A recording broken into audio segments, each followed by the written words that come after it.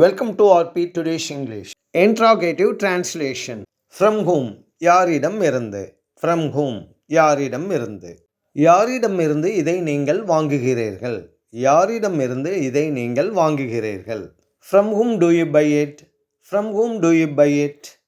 யாரிடமிருந்து அவள் இந்த பரிசை பெற்றுக்கொண்டாள். யாரிடமிருந்து அவள் இந்த பரிசை பெற்றுக்கொண்டாள். From whom did she receive the gift? From whom did she receive the gift? யாரிடமிருந்து அவர்கள் கடன் வாங்கி இருந்தார்கள். யாரிடமிருந்து அவர்கள் கடன் வாங்கி இருந்தார்கள்.